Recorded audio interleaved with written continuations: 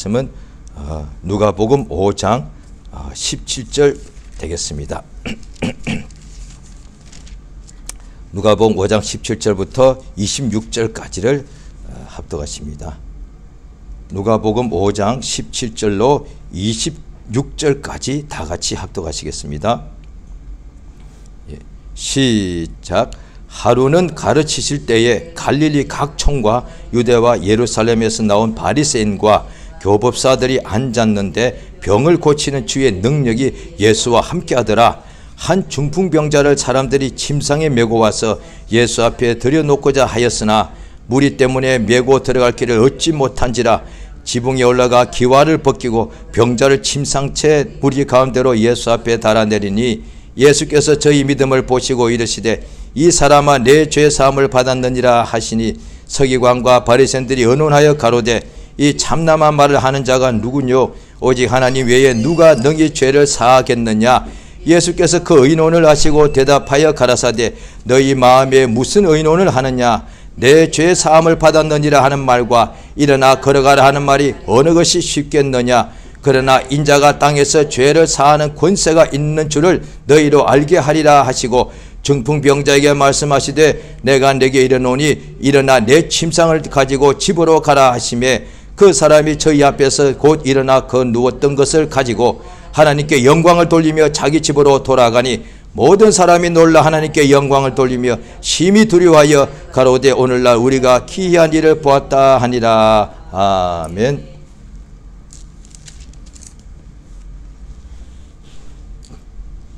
하나님은 자비하십니다. 그가 전능하시고 모든 만유의 주가 되시고 그 다음에 그가에는 어둠이 조금도 없으시고 하나님께서 모든 만물을 지으시고 특별히 사람을 지으시고 그 속에 하나님의 생기를 불어넣어서 영적 존재 하나님과 만날 수 있게 해주신 것이죠. 영적 존재란 것은 하나님이 영이시기 때문에 하나님을 알 수 있고 하나님을 만날 수 있고 하나님과 사귈 수 있다는 뜻입니다. 그게 하나님께서 만드신 모든 만물 중에 또 모두가 다 육체가 있는데 영적 존재는 하나님께서 딱 두 종류만 만드셨는데 하늘에서 천사들을 지으시고 땅에서 하나님께서 사람을 지으셨는데 둘 다가 처음부터 하나님의 지으심 받고 난 후에 하나님께서 만물을 짓고 난 후에도 보시기에 좋았더라 하시지 않으셨습니까? 하물며 하나님께서 영적 존재를 짓고 난 뒤에 얼마나 좋아하셨겠습니까? 왜냐하니 하늘에서 천사들이 하나님의 영광을 보고 하나님의 음성을 듣고 하나님의 뜻을 알고 하나님 일을 항상 할 수 있고 하나님의 보좌를 지키게 되더란 것이죠. 그러니까 천사를 하늘에서 지으신 까닭은 하나님의 뜻대로 천사들이 하나님께 순종하고 그러니까 천사들은 하나님께 항상 순종하도록 그러니까 하나님께 순종한다는 것이 뭐냐니 하나님의 명령을 들을 줄 안다는 뜻이잖아요. 하나님의 명령을 듣고서 하나님께 순종하게 하신 거라고요. 그러니까 육체에 있는 것들은 잘 모르죠. 하나님께서 그냥 우주 만물을 다 만드시고 육체에 있는 것들은 하나님의 음성을 다 듣지를 못하는데 필요할 때는 예수께서 잠잠하라 고요하시니까 음성을 듣고 그대로 순종하더라는 거예요. 바람도 물결도 필요할 때는 하나님 말씀하시니까 그대로 주의 음성을 듣고 순종하더라는 거예요. 그러나 영적 존재라야만 하늘에서도 늘 하나님의 명령을 듣고 그 명령대로 수행하게 되는 것이죠. 그래서 하나님의 명령대로 늘 하나님의 보좌를 다 지키고 있더란 거예요. 근데 그 중에 어떤 천사들이 하나님의 명령을 받고 순종하기를 거절하고 하나님께 범죄하더란 거예요. 그래서 하나님께서 범죄한 천사를 용서치 아니하시고 어두운 구덩이에 이렇게 가두어서 심판 날까지 이렇게 거기서 가두어 놓으셨다 이렇게 되어 있습니다. 또 땅에서도 하나님께서 영적 존재인 아담과 또 그의 옆구리에서 갈빗대 하나를 빼어서 그의 아내 하와를 하나님께서 지으셔서 왜 하나만 지으셨느냐 하니까 거룩한 자손 하나님의 음성을 들을 수 있는 자손이란 뜻입니다. 거룩하다는 것은 깨끗하다는 것인데 세상에서도 깨끗한 것을 우리가 자기가 뭔가 자기 집안에 어떤 보배로운 것이나 어떤 집안에 방 안에 들어간다거나 또 아니면 이 음식을 이불 속에 넣을 때 더 구별해서 깨끗하게 하지 않습니까? 그렇게 더 깨끗하게 하는 것인데 그런데 이 거룩하다는 것은 하나님을 위해서 더욱더 거룩하게 깨끗하게 구별한다는 뜻입니다. 그래서 하나님의 주의 말씀에 거룩함을 쫓으라. 누구든지. 이게 없으면 하나님을 뵐 수가 없단 말이에요. 거룩한 자손을 얻고자 하시면서 이 세상에 육체가 있지만은 그 속에 영이 있어서 육체가 있는 한계가 있지만 영혼이 있기 때문에 아담과 하와가 범죄하기 전에는 언제라도 하나님의 영광을 볼 수가 있었고 하나님의 음성을 들을 수가 있었고 하나님의 낯을 배울 수가 있었고 하나님의 명령을 듣고 그대로 순종하고 세상에 육체가 있을지라도 그렇게 능히 살 수 있게 된 것이죠. 그런데 그만 원수에게 속아서 범죄함으로 하나님께 하나님처럼 되고자 하여서 범죄함으로 이제 세상에서 하나님의 형벌을 받았는데 하나님께서 영혼은 죽었을지라도 육체는 살려놓으셔서 그 다음에 얼굴에 땀이 흘려야 식물을 먹을 것이다. 남편은 너를 다스릴 것이다. 이렇게 한다 이 말이죠. 그랬는데 하나님께서 단 세상에서 땀 흘리며 하나님께서 악인에게도 햇빛과 비를 다 주셔서 생육하고 번성하게 하셨는데 하나님의 음성만 못 듣는 거예요. 하나님이 살아계신 것을 이제 그 후손들이 하나님의 음성을 못 들으니까 하나님의 영광을 못 보니까 하나님이 없는 것, 안 보이니까 없는 거죠. 그렇게 생각한다 이 말이에요. 그러니까 하나님을 못 보니까 하나님이 말씀을 들어도 들리지 않으니까 그냥 없는 거다 이 말이죠.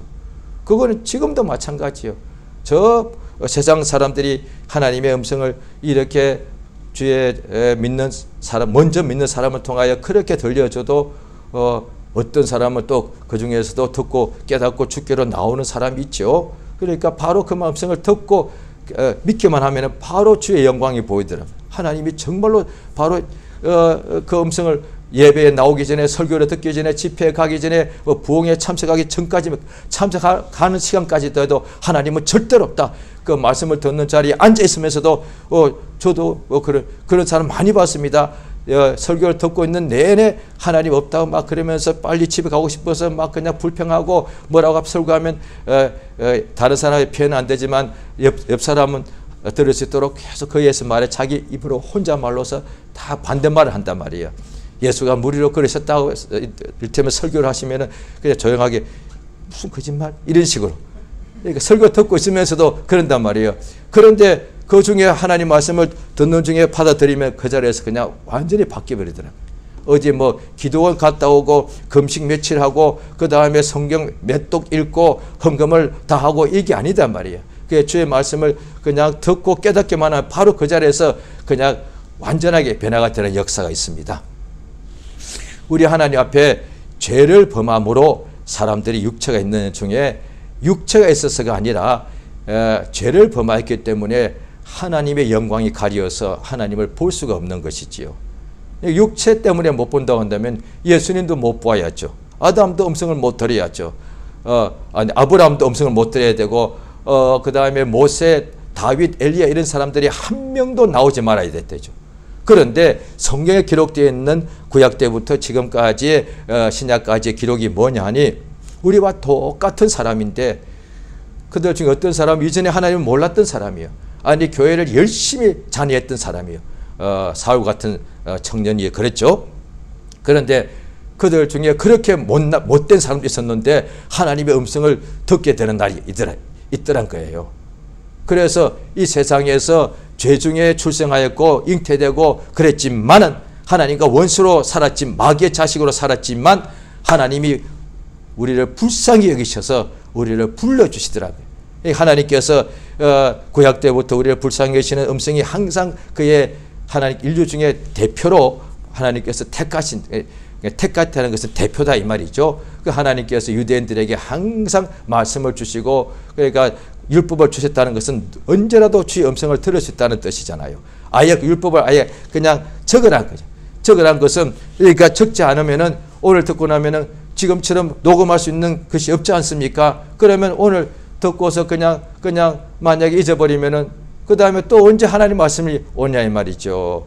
그런데 기록되었으면 언제라도 내가 밤낮으로 그 성경에 기록된 말씀을 펴서 상고만 하면은 하나님 음성을 들을 수 있는 거예요. 이게 얼마나 기록이 중요한. 예수께서 기록되었으되 그러니까 예수 앞에 어떤 병자가 있는데 그러니까 솔로몬 행각에 병자들이 많이 있더란 거예요. 그런데 그 중에 한 사람이 천사가 가끔 내려와서 우물물에 갔다 이렇게 동하면 가장 먼저 들어간 사람이 깨끗함을 받더란 거예요. 근데 이 사람은 자기가 힘들어 갈 수가 없다 이 말이에요. 그러니까 언제 천사가 가끔씩 언제 물을 동하러 올지 알 수가 없다 이 말이에요. 이게 얼마나 괴로워요. 그 물 동해도 그 많은 병자 중에 제일 먼저 들어간 한 사람은 낫는 거예요. 이게 얼마나 괴로운 거예요. 그와 같이 하나님의 음성을 들으려고 가만히 있으면 언제 오는 거예요. 언제. 그런 식으로 하다가 구약 때도 나옵니다. 그냥 듣고 싶은 마음이 있다 보니까 그냥 어떤 생각 중에 마치 들리는 듯이 보이는 듯이 그게 이제 미혹이 있는. 그러니까 마치 간절히 보고 싶고 듣고 싶다 보니까 들리는 것 같아. 그래서 마음에 나는 대로 예언하는 부녀들이야. 이렇게 됐단 말이에요. 기록된 말씀이 얼마나 좋아요. 그 옛날에는 물론 기록된 성경책이 워낙에 이렇게 많지가 않았기 때문에 힘들었겠죠. 오늘날에는 얼마나 우리가 복받은 사람이냐. 신약 구약 성경 전체가 다 한 권의 책으로 되어 있단 말이에요. 그때 사람들은 신약이 없었다 이 말이죠. 또 예수님 당시나 그 예수님부터 불과 한 세대 두 세대까지도 성경책이라는 게 온전한 것이 없었다 이 말이에요. 오늘날은 신구약 전서가 우리 손에 다 있다. 얼마든지 밤낮 아니 어떤 감옥에 갇혀서라도 성경책을 만약에 주기만 한다면은 하나님 음성을 들을 수 있는 밤낮으로 들을 수 있단 말이에요. 그러니까 이 모든 성경의 성령의 감동하심 입은 사람들이 하나님께 받아서 기록한 것이니까 성령의 감동을 역사해 달라고 기도하고 읽기만 하면은 그냥 이 말씀이 그냥 살아서 역사하게 됐다는 것이죠. 그러니까 기도할 때 뭘 기도하느냐? 성령의 감동을 달라고 기도하면 되는 거예요. 설교하러 설교단에 서기 전에 성령의 감동을 달라고 설교 들으러 갑니다. 성령의 감동을 달라고 기도하면 된다 이 말이에요. 기도하러 갑니다. 성령의 감동을 달라고. 왜? 성령께서 성도가 마땅히 빌바를 알지 못하나 성령의 성도를 위하여 하나님의 뜻대로 친히 간구하시는 거니까. 그러니까 성령의 감동이 그렇게 중요하다는 거예요. 세상에 살 때에 자 성령의 감동이 로마서 7장 같은 데 보면은 바울 선생이 아마 예수님을 다 닮아가는 것이 이제 우리 믿는 자에게 주신 가장 육체의 때를 믿고 난 후에 육체의 때를 주신 아버지의 뜻이죠. 예수의 장성한 분량이 충만한 때까지 자라가는 것이니까 범사에 온전하게 거룩한 일을 하여 예수를 닮아가는 것이니까 아마 바울 사도가 예수를 가장 닮는 것에 가장 근접한 사람 중에 하나였을 거예요. 창세 이래로 예수를 가장 닮은 사람 중에 하나가 바울 사도였을 거단 말이에요. 예수님은 완전한 완전한 하나님이셨으니까 우리 하나님의 아들 우리 주 예수니까. 그런데 인간 중에는 우리와 동일한 인간 똑같은 성정이 있고 연약함이 있죠. 바울이라는 사람이 어렸을 때부터 바리새인 중에 바리새인이단 말이에요. 그러니까 자기가 육체로서 행함으로써 어렵게 달라고 몸부림을 쳤는데 그 속은 어떻게 할 수가 없었죠. 그러고 난 뒤에 교회를 그렇게 나사렛 이단이라고서 그렇게 기독교인들을 괴롭히고 교회를 막 교회를 막 부수었다는 것이죠. 그렇게 하고도 예수를 만났단 말이에요. 왜? 그 사람이 특별해서 아니요. 하나님께서 죄인의 괴수에게 은혜를 베푸셨다는 거예요. 그 죄인의 괴수를 예수 믿게 하시니 하나님께서 그 사람에게 은혜를 많이 줬다고 되어 있는 거예요. 그러니까 죄를 많이 범한 자에게 왜 그렇게 예수 믿게 하시는가? 그에게 하나님께서 그가 특별해서가 아니에요. 하나님이 특별하신 거예요. 그에게 특별한 은혜를 많이 은혜를 많이 받았다는 거예요. 그렇게 성경에 나와 있는 거예요. 그러니까 죄가 많은 곳에는 은혜가 넘친다 이거예요. 그러니까 하나님은 은혜를 풍성해 주시는 분이에요. 그게 우리의 하나님의 은혜가 충만하신 하나님입니다.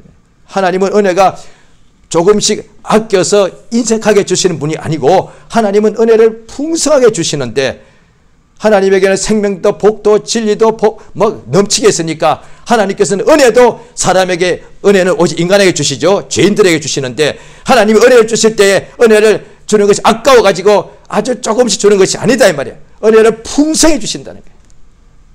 그러니까 죄를 많이 범한 사람은 자기 죄를 자복하기만 하면 죄를 많이 범했으니까 많은 죄를 용서받으니까 은혜를 많이 받는다는 거예요.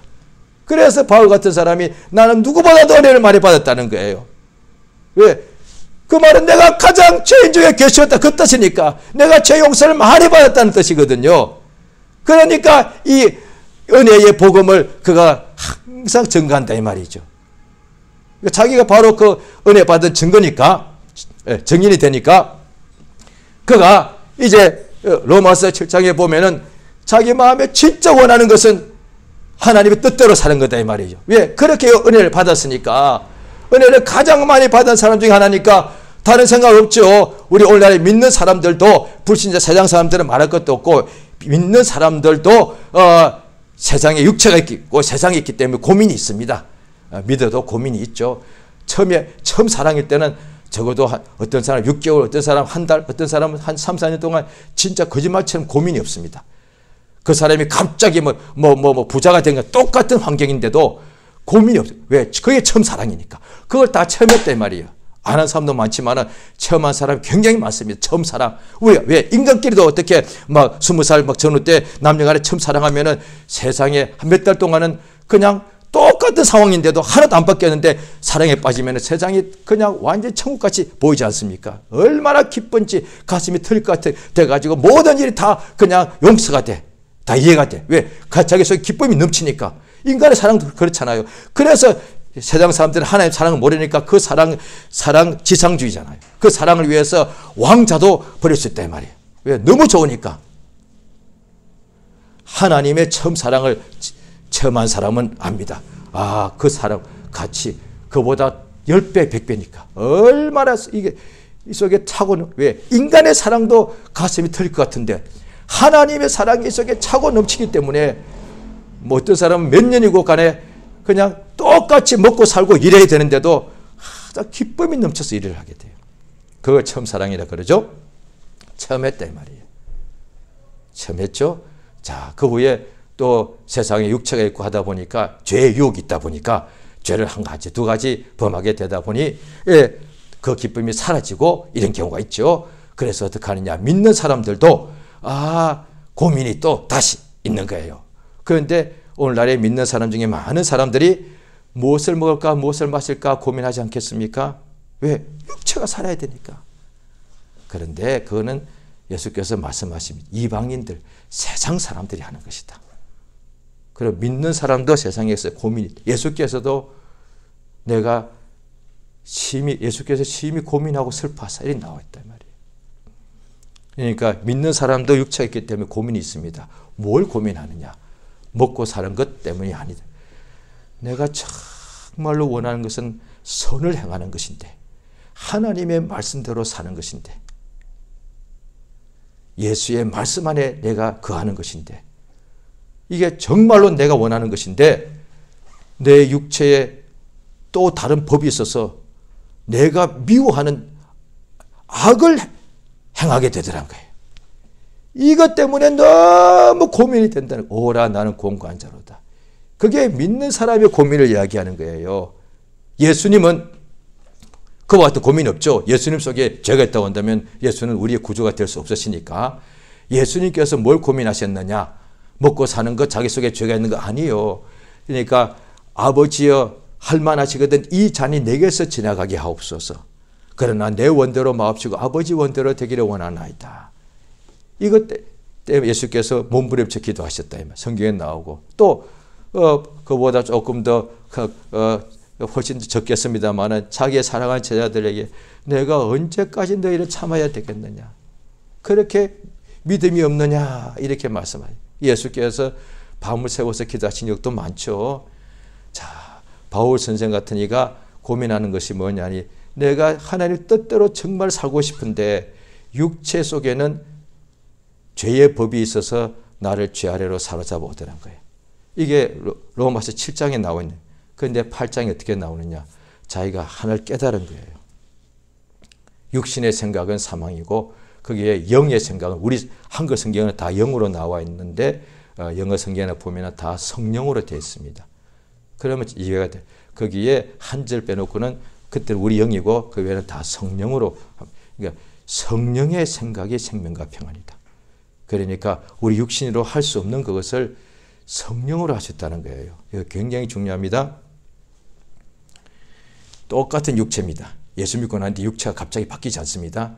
그런데 이 속에 성령이 들어오시니까 육체의 소욕은 하나님 앞에 원수가 되는 것밖에 없는데 이 육체의 소욕을 성령의 능력으로 이것을 거스려 버려서 이 죽을 몸도 하나님의 뜻대로 살게 하시더란 거예요. 그래서 그게 무슨 말세에 내 영을 모든 육체에 부어준다 그러셨죠. 그게 무슨 뜻인가 하니 이 육체가 그대로 이게 죄가 있고 병이 있고 가난이 있고 그 다음에 저주가 있고 죽음이 있지 않습니까? 그런데 여기에 하나님의 성령이 예수 이름이 들어오니까 바로 이 사망이 변하여 생명이 되더란 거예요. 그러니까 사망이 없어진 게 아니다. 사망의 몸이 이게 없어지고 새 몸이 온 게 아니단 말이에요.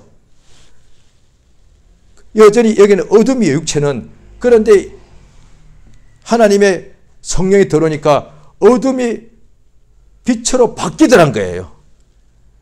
이게 역사란 거예요. 믿음의 역사란 거예요. 그러니까 오늘 말씀도 똑같은 거예요.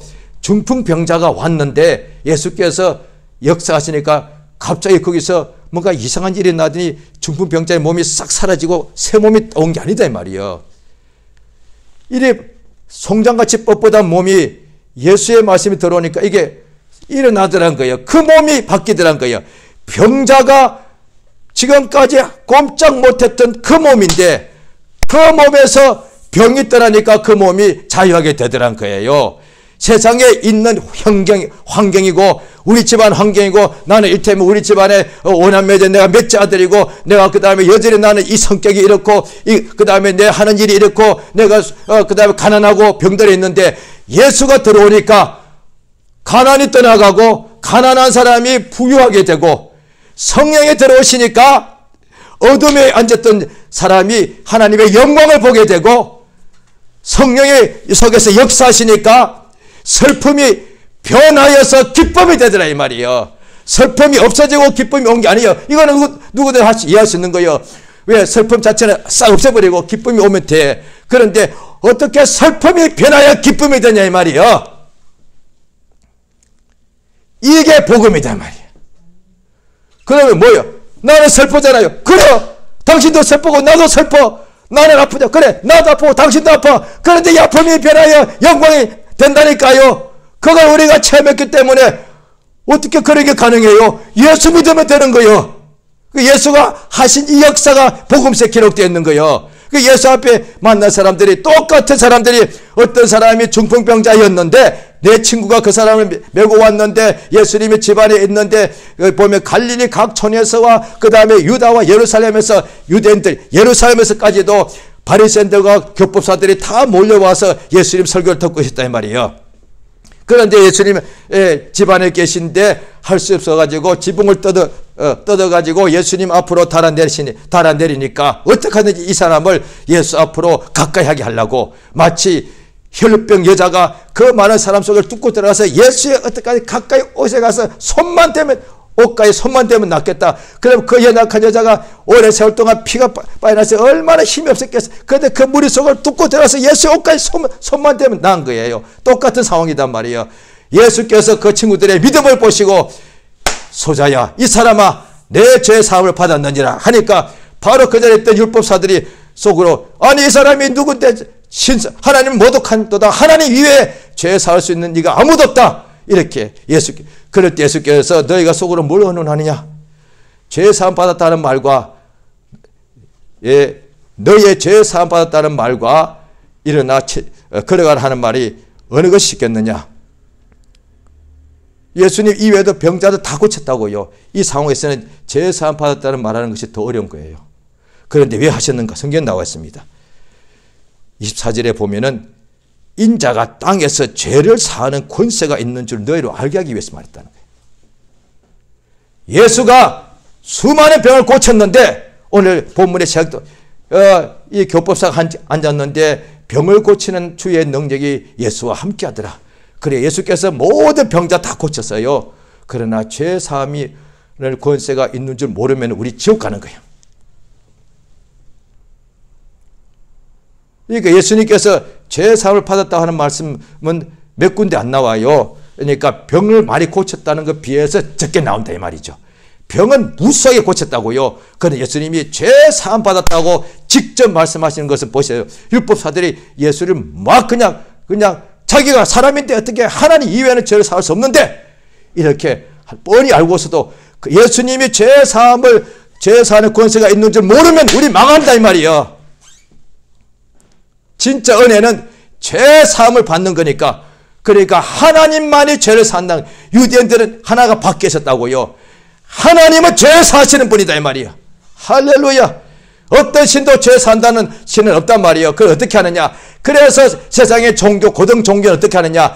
자기가 죄를 없애기 위해서 덕을 많이 쌓아야 되는 거야. 적선해야 되는 거야. 고행했다. 선행을 많이 해야 된다 이 말이에요.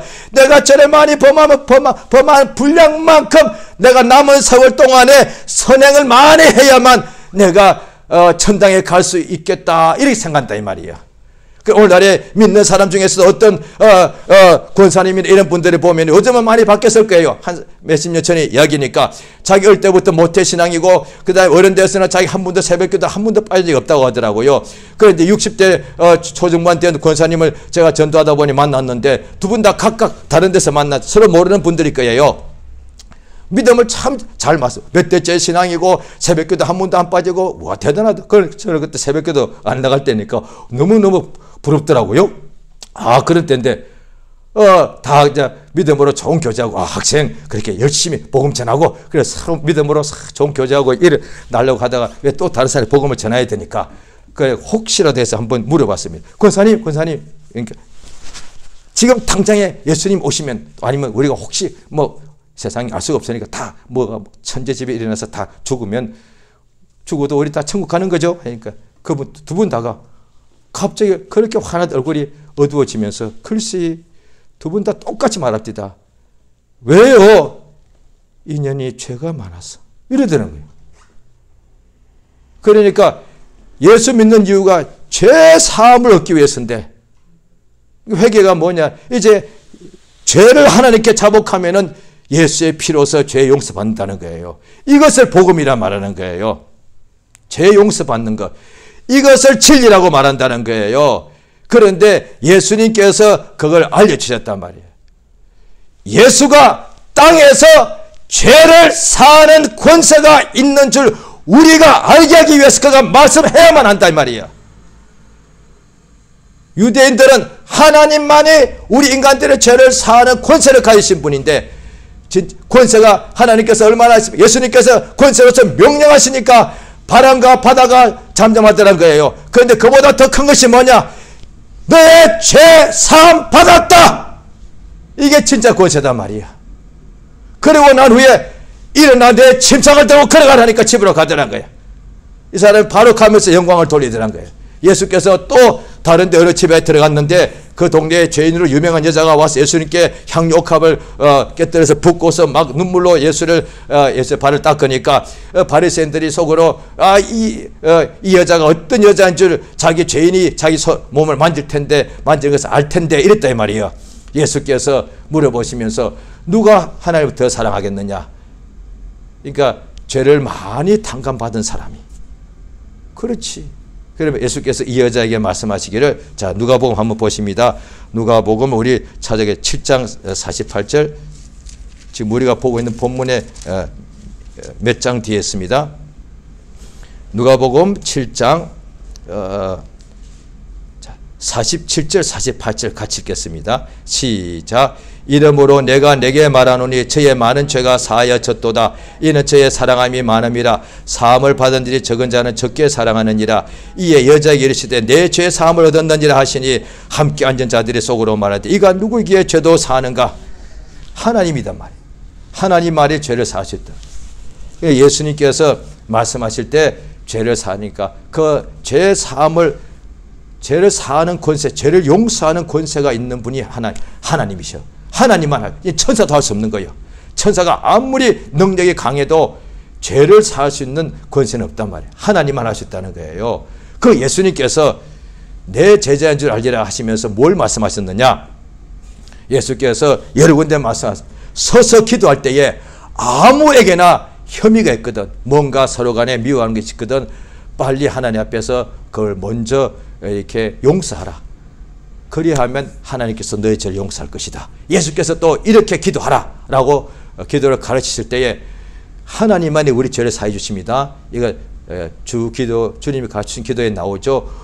우리가 우리에게 죄 지은 자를 용서해 준 것 같이 주께서 우리의 죄를 용서해 달라고. 이거 굉장히 중요합니다. 우리가 우리의 죄를 용서할 수 있는 것이 하나님이 한 것과 똑같다고 한다면 하나님께서 용서해 달라고 기도할 필요가 없죠. 우리가 이미 용서해 주시면 나도 내가 우리 피차간에 용서해 주면 끝나는 거 아니에요. 우리가 용서해 준 것 같이 하나님께서 용서해 주시옵소서. 예수가 하신 말씀이에요. 분명히 너희가 너희 이웃의 과실을 용서치 아니하시면 너희 천부께서도 너희 과실을 용서치 않으리라.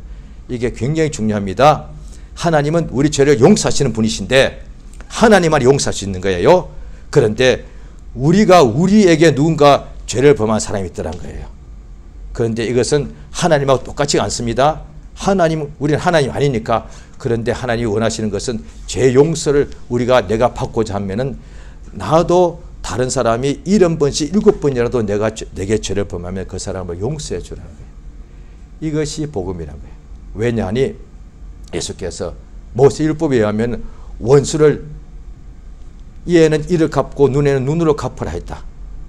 그러니까 원수를 미워하라 했으나 이제 예수께서 새 계명을 주노니 원수를 사랑하라. 원수가 뭐예요? 원수를 사랑, 그 죄인을 용서해 주란 말이에요. 이래야만 예수의 제자인 줄 아는 거예요. 왜냐하니 예수님이 죄를 사하는 권세가 있었고 예수의 제자만이 모세의 율법을 배운 사람들은 원수를 갚았다 이 말이에요. 그런데 예수의 제자만이 용서해 준다 이 말이에요. 오늘날의 세상의 고등 종교 중에 어떤 종교가 용서를 말하긴 합니다.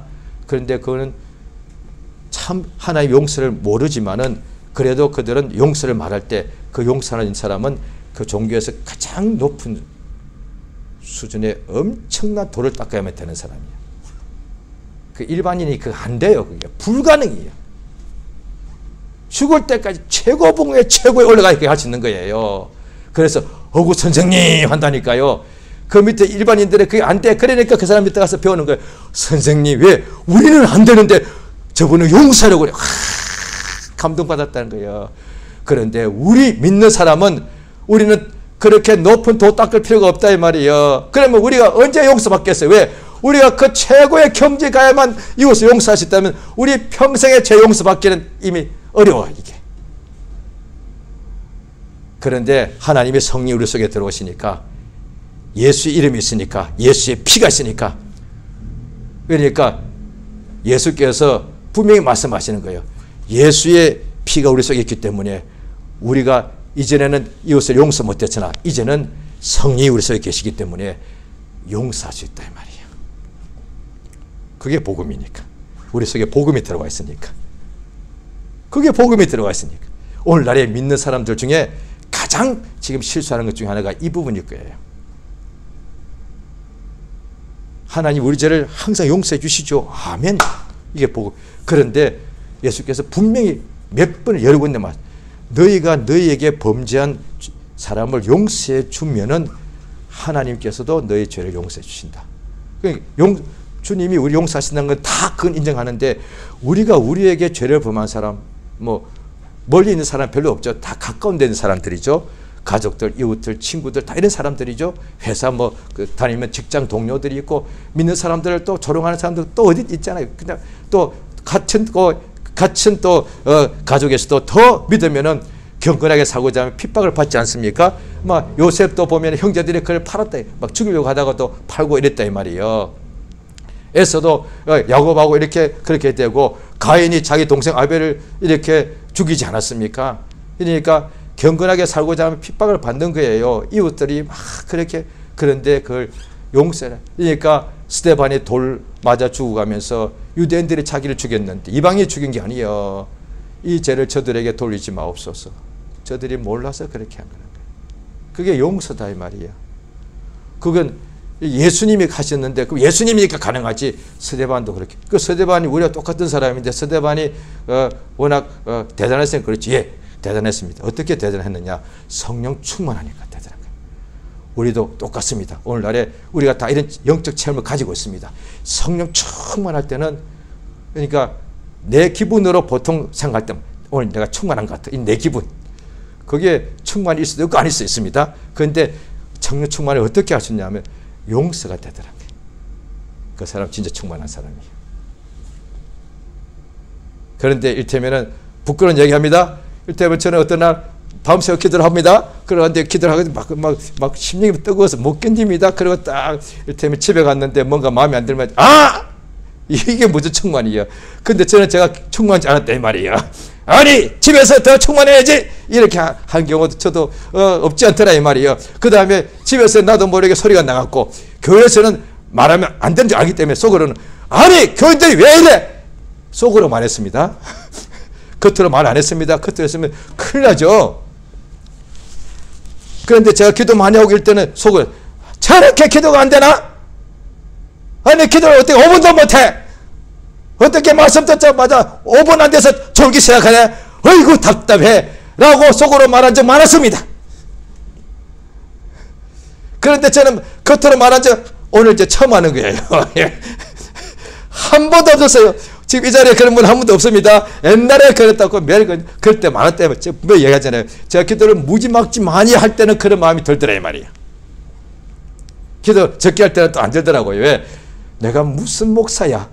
저들이 나보다 더 낫다. 이런 생각이 있으니까 또 생각이 바뀌더라고요. 그러니까 기도 많이 하고 나면은 아니 나는 기도 바로 이때면 어제 내가 그때 금요철 할 때 있었거든요. 목요철 할 때. 나 오늘 지금 기도 지금 15시간 하고 있는데 말이야.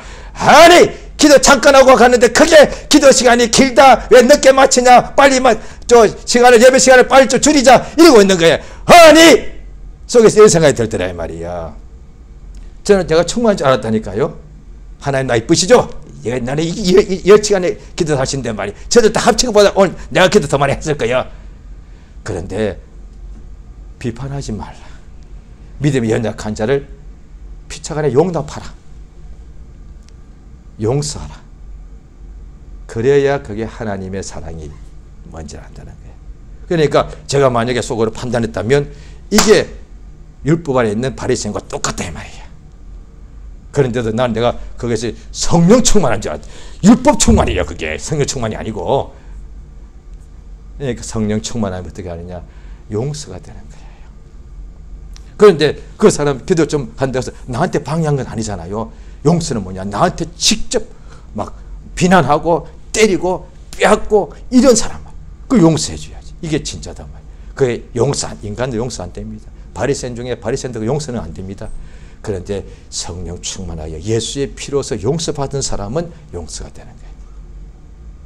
할렐루야. 예수께서 오늘 우리에게 이걸 알게 해주시는 거예요. 너의 죄의 사함을 받았다. 나도 같이 이와 같이 나의 범한 죄를 용서해 줘라. 얼마큼 하리까? 베드로 물어보니까 70번씩 7번씩이라 해라. 세상에 있을 동안에 우리가 참으로 이웃을 용서한다면 예수를 가장 닮아가는 것이다 이 말이에요. 할렐루야. 정말로 예수에 가까이 가 있는 거예요. 예. 그 사람은 정말로 성령 충만하고 진리로 자유한 사람이다. 이 시간 기도하십니다.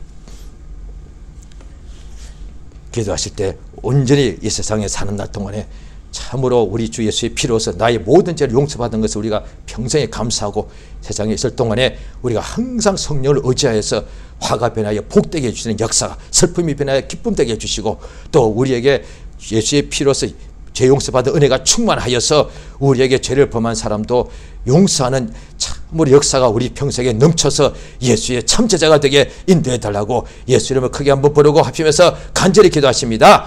예수여! 우리 하나님 아버지에 감사드리옵나이다. 우리 아버지 하나님 의지하고 의지합니다. 성령의 도우시고 인도하심을 감사드리옵나이다. 하나님 아버지여 진실로 예수 의지합니다. 예수의 피로서 나의 모든 죄를 용서해 주심을 감사드리옵나이다.